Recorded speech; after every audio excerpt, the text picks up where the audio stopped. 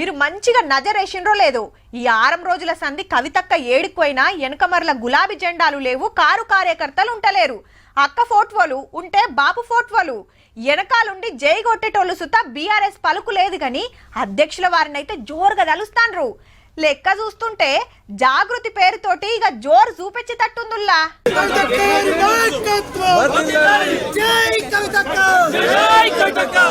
Right కవితక్క కొత్త office తెరిచిందుల్లో Hyderabad Banjara Hills లా అక్కోల ఇంటికి ఆనుకునే జాగృతి ఆఫీసు బీఆర్ఎస్ పార్టీ తోటి సంబంధం లేకుండా ఈడికెళ్లి జాగృతి మీటింగ్లు పెట్టి సర్కార్ మీద కొట్లాడుతుందట ఎమ్మెల్సీ మేడము ఇన్ని రోజులు అశోక్ నగర్ ఆఫీస్ ఉంటే ఇప్పుడు ఎక్కువ మీటింగ్లు అయితే కాబట్టి ఈడనే కొత్త ఆఫీస్ ఓపెన్ చేసింది అన్నట్టు ఇంత ముఖ్యమైన కార్యానికి కార్ లీడర్లు ఒక్కలంటే ఒక్కరు కూడా రాలేదు అంత జాగృతి కార్యకర్తలే బాపు పోటవ జయశంకర్ అంబేద్కర్ జ్యోతిరావు పూలే సావిత్రిబాయి పూలే నడిమిట్ల తెలంగాణ తల్లి బొమ్మ పెట్టింది ఆఫీస్ లా కేసీఆర్ గారికి ఒక కన్ను బీఆర్ఎస్ అయితే ఇంకో కన్ను జాగృతి అయి నిలబడతదని చెప్పి కేసీఆర్ గారి మీద ఈగ వాలితే కూడా ఊరుకోము. కేసీఆర్ సార్ కు కాళేశ్వరం కమిషన్ నోటీసులు ఇస్తే పార్టీలో ఎవరు ఎందుకు మాట్లాడతలేరని క్వశ్చన్ చేసింది కదా ఇలా గాముచ్చట్లు మాట్లాడింది 5 నాడు సార్ కమిషన్ ముంగటికి పోతుంటే ముందు నాడే కవితక్క ధర్నా చేస్తుందట ధర్నా చౌకులా.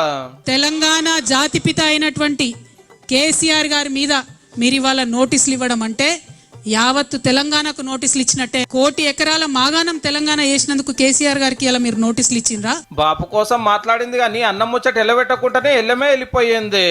అయితే బీజేపీలో బీఆర్ఎస్ విలీనం ముచ్చట వాజిబేనట ఖుద్దు సెంటర్ మంత్రి బండి సంజయ్ సారే చెప్పిండు. మళ్ళా కవితక్కను అరెస్ట్ చేయకుండా ఉండాలనే ఉద్దేశంతో బీఆర్ఎస్ బీజేపీతో కలవడానికి ప్రయత్నం చేసింది. కానీ మేము దరిదాపులో నాణ్యాలమే వాళ్ళని అరే అవినీతి పార్టీ అది కుటుంబ పార్టీ ఏ విధంగా కలుపుకుంటాం. 3 రోజుల కాంచెల్లి ఈ లొల్లి నడుస్తుంటే ఇలా బీఆర్ఎస్ ఎమ్మెల్సీ మధుసూదనాచారి సార్ ఇట్లా అన్నాడు.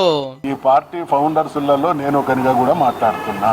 కుట్రపూరితంగా చేస్తున్నటువంటి ఈ దుష్ప్రచారాన్ని దుర్మార్గాన్ని తీవ్రంగా ఖండిస్తా ఉన్నాం. పార్టీలో ఇంత జరుగుతుంటే అధ్యక్షుల వారు ఎందుకు సపోర్ట్ చేస్తలేడు సారు? మా నాయకుడు అన్ని విషయాలను గమనిస్తూ ఉంటాడు. తప్పకుండా వారు సరి అయినటువంటి సందర్భంలో సరి అయినటువంటి నిర్ణయం తీసుకుంటారు. ఇయాల్టికి అయితే గింతే రేపేమైతుందో మరి.